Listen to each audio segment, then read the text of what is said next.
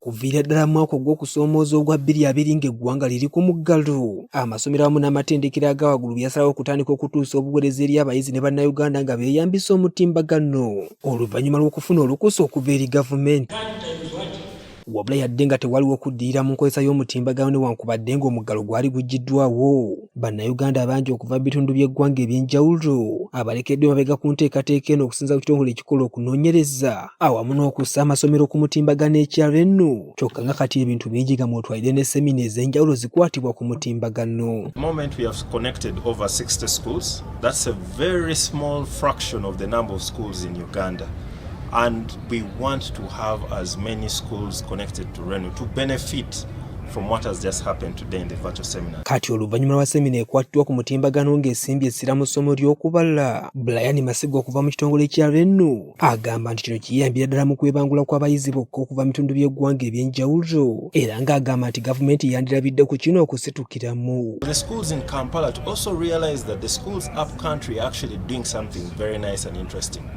But by the students listening to one another, they are able to see how technically or good the other students are. Wabula ye Ronald Dungu ono ng'akola n'ekitongole ky'ebyensoma ku ludda lw'amasomero n'amatendekero g'obwannannyini ategeezezza nti kino kyakwongera okugatta abayizi b'eggwanga n'okubabangulira ku mutendera gwe gumu.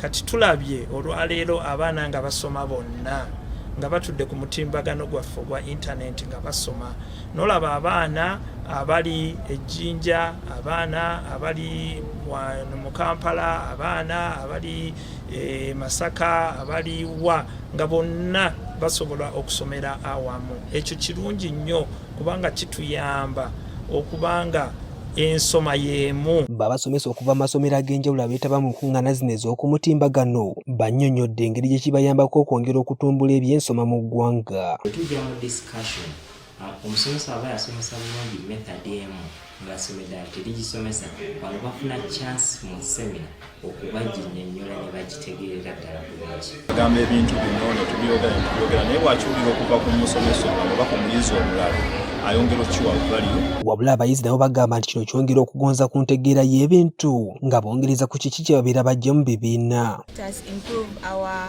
levels of understanding and confidence. We are able to, making us feel good that we are able to use our skills to help others because in exchange we are also learning from them. Engeri gye tuli nti tusobola okwogera n'abantu bangi ku mulundi gwe gumu okusinga wali we tubadde mwami n'otambula ate transport ate amafuta ate kino ne kati ekintu oba kireeta maneno we tuli kituyambira ddala. Opinioni yange siyinza okubeera ey'omulala.